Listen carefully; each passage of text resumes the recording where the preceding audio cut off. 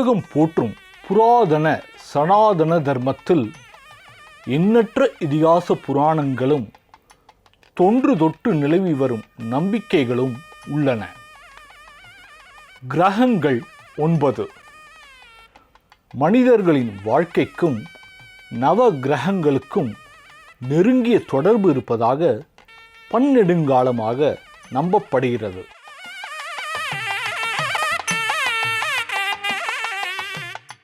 இந்த நவகிரகங்களில் சிவபெருமானை குறிக்கும் ஈஸ்வரன் என்ற பட்டம் சனி பகவானுக்கு மட்டுமே உண்டு. சனி கிரகத்தின் பெயர்ச்சியானது 2.5 ஆண்டுகளுக்கு ஒரு முறை நிகழ்கிறது. பிற கிரகங்களின் பெயர்ச்சியை காட்டிலும் சனி பெயர்ச்சிக்கு மக்களிடையே அதிக எதிர்பார்ப்பு இருப்பது வழக்கம். பொதுவாக இறைவனை பயபக்தியுடன் வேண்ட வேண்டும் என்பார்கள். சனி பகவானை பொறுத்தவரை மக்களுக்கு பக்தி இருக்கிறது. பக்தியை விட பன்மடங்கு அதிகம் பயம் இருக்கிறது. சனியின் பார்வை பட்டால் துன்பங்கள் சூழும் என்பது பலரது நம்பிக்கை. உண்மையில் சனி பகவான் என்பவர் அத்தனை கொடியவரா? அவர் துன்பம் மட்டுமே கொடுப்பவரா? அப்படி இல்லை. நாம் படிக்கும் காலத்தில் நம்மை அடித்து கண்டிக்கும் ஆசிரியர்கள் மீது நமக்கு பயம் இருக்கும். நம்மை அடிக்கிறாரே, திட்டுகிறாரே என்று மனதுக்குள் அவரை வெறுக்கவும் செய்வோம். ஆனால் வளர்ந்து ஒரு நல்ல நிலைக்கு வந்த பிறகு அந்த ஆசிரியரின் மதிப்பு நமக்கு புரியும். அவர் கண்டிப்புடன் நம்மை வழிநடத்தாமல் இருந்திருந்தால் நாம் இந்நிலைக்கு வந்திருக்க முடியுமா என்று அந்த ஆசிரியரை நாம் நன்றியுடன் நினைவு கூறுவோம் அல்லவா?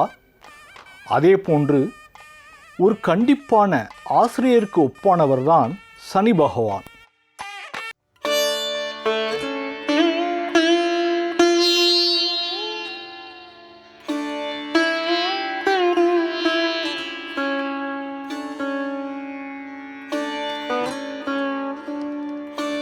வாழ்பவர்களை சனி பகவான் உச்சம் தொட செய்வார்.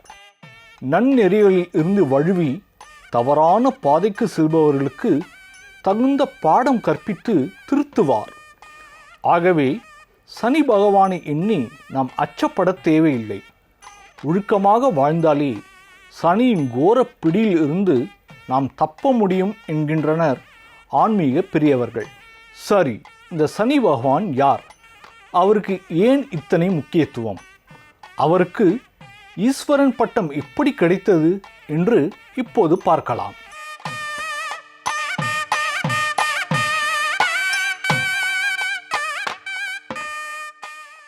சூரிய பகவானின் மனைவி உஷா தேவி. அவர் ஒரு சிறந்த சிவபக்தை ஆவார். ஒரு சமயம் அவருக்கு தன்னுடைய பலம் குறைந்து கொண்டே போகிறது என்ற எண்ணம் எழுந்தது. இதையடுத்து சிவபெருமானை நோக்கி தவம் செய்ய முடிவெடுக்கிறார். ஆனால் தன் கணவரான சூரிய பகவானை தனியாக விட்டு செல்ல அவருக்கு மனமில்லை. அதனால் தன்னுடைய நிழலை கொண்டு சாயாதேவி என்றொரு பெண்ணை தன்னுடைய உருவ அமைப்புடனேயே உருவாக்கினார் உஷாதேவி. அந்த சாயாதேவியிடம் சூரிய பகவானுக்கு தான் செய்ய வேண்டிய பணிவிடைகள் அனைத்தையும் நீ செய்ய வேண்டும் என்று கூறிவிட்டு குதிரை வடிவம் எடுத்து சிவனை நோக்கி தவம் இருக்க செல்கிறார் உஷாதேவி. சூரிய பகவானும் சாயாதேவியை உஷாதேவி என்று நினைத்து அவரோடு வாழ்கிறார். அவர்கள் இருவருக்கும் சிருக கர்மா, சாவர்ணிக மனு என்ற ஆண் குழந்தைகளும் தபதி என்ற பெண் குழந்தையும் பிறக்கின்றன. சிருத கர்மா என்பது சனி பகவானின் இயற்பெயர்.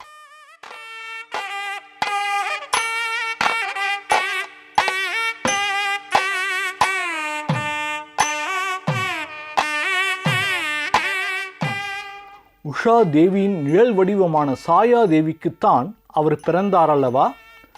அதனால் தாயின் சாயல் சனி பகவானுக்கு வந்துவிட்டது. நிழலை போன்று கருமையான நிறத்தில் இருக்கிறார் சனி பகவான். சனி பகவானின் செயல்களும் கரிய நிறமும் தந்தையான சூரியனுக்கு பிடிக்கவில்லை. இதனால் சூரிய பகவான் சனி பகவானை காட்டிலும் மற்ற குழந்தைகளிடம் அன்பாக இருக்கிறார். ஆரம்ப கட்டத்தில் தந்தையின் அன்பிற்காக ஏங்குகிறார் சனி பகவான். வளர வளர தந்தையின் மீது வெறுப்பு உண்டாகிறது.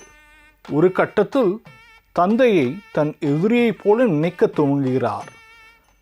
தன்னுடைய தந்தையை காட்டிலும் தான் சக்தி படைத்தவனாக இருக்க வேண்டும் என்று எண்ணி காசிக்கு சென்று அங்கு லிங்கம் ஒன்றை எழுந்தருளச் செய்கிறார் சனி பகவான். பின் பல்லாண்டு காலம் சிவனை நோக்கி கடும் தவம் புரிகிறார். சனி பகவானின் பக்தியை கண்டு மெய்சிலிர்த்த சிவபெருமான் அவர் முன் தோன்றி என்ன வரம் வேண்டும் கேள் என்கிறார். அதற்கு தான் நவக்கிரகங்களில் ஒருவராய் இருக்க வேண்டும், நவக்கிரகங்களில் தன்னுடைய பார்வைக்கே வலிமை அதிகமாக இருக்க வேண்டும், தன் தந்தையை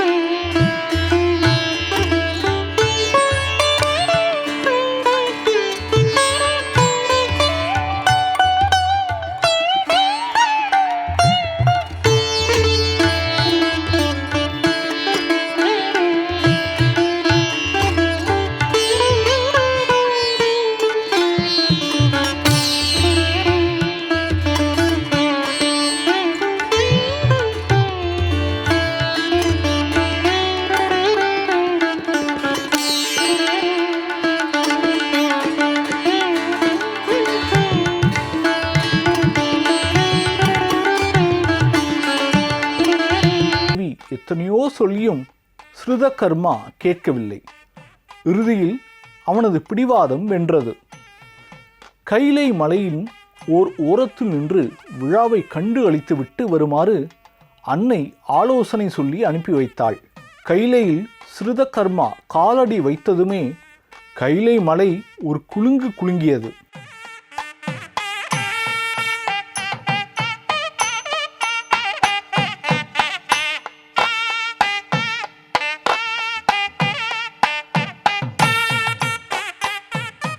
இதை மலைமகள் பார்வதியும் உணர்ந்தாள். சக்தி, சூரியனின் குமாரன் ஸ்ருதகர்மா இதோ வந்து கொண்டிருக்கிறான், அவன் பார்வைப்படா வண்ணம் குழந்தை விநாயகனை பார்த்துக்கொள் என்று சிவபெருமான் கூற அன்னையானவள் மகன் விநாயகனை வாரி எடுத்து மடியில் வைத்து கொண்டாள்.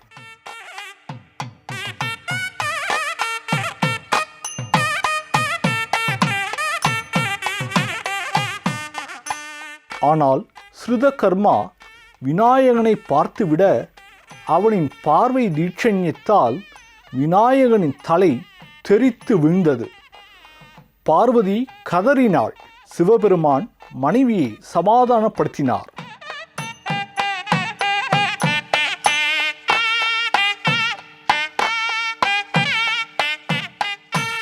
கஜமுகாசுரனை சம்ஹாரம் பண்ண பிறந்தவன் நம் குமாரன் விநாயகன்.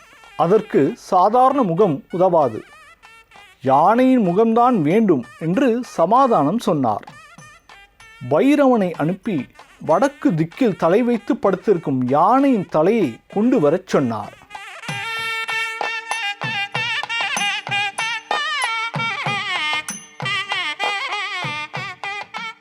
காசி அருகே படுத்து கிடந்த யானை ஒன்றின் தலையை பைரவன் கொண்டு வந்து கொடுத்தார். அது முதல் விநாயகர் கஜமுகன் ஆனார். புதல்வனின் யானை தலையை பார்க்க பார்க்க பார்வதி தேவியாருக்கு கோபம் பீறிட்டது.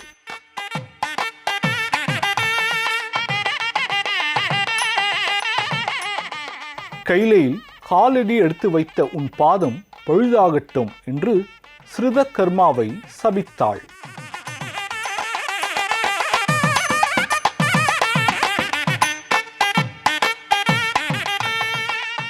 இதையடுத்து விந்தி விந்தி நடந்து வீடு திரும்பிய ஸ்ருதகர்மாவை கண்டு சாயாதேவி வெகுண்டெழுந்தாள்.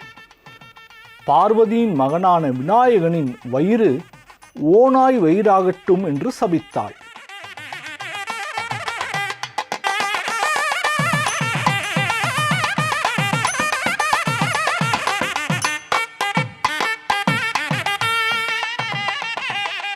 விநாயகரின் வயிறு பெருத்தது. அன்று முதல் விநாயகன் லம்போதரன் ஆனார்.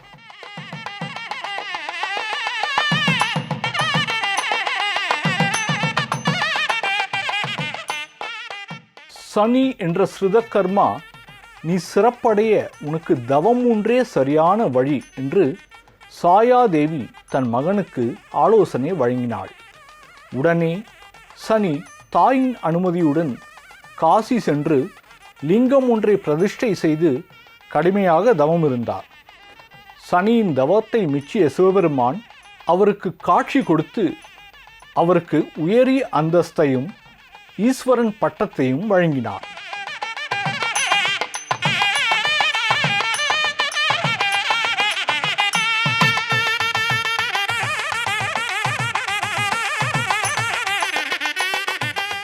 ஸ்ருதகர்மா அன்று முதல் சனீஸ்வரனாகவும் சனி பகவானாகவும் இருந்து நம்மையெல்லாம் ஆட்டுவிக்கிறார்.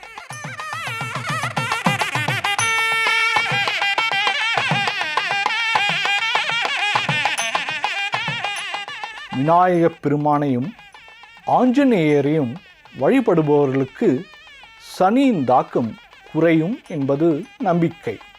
அதோடு சனி பகவானின் அருளுக்கு பாத்திரமாக சனிக்கிழமைகளில் காகைகளுக்கு உணவளிக்க வேண்டும்.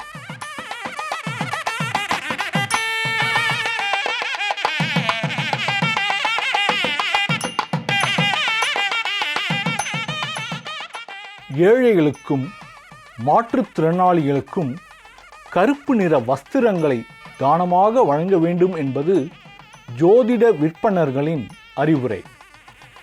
நாமும் நேர்மறையான வாழ்க்கையை வாழ்ந்தால் சனி பகவானின் பரிபூரண அருளாசியை பெற்று நிம்மதியான பெருவாழ்வை வாழ முடியும்.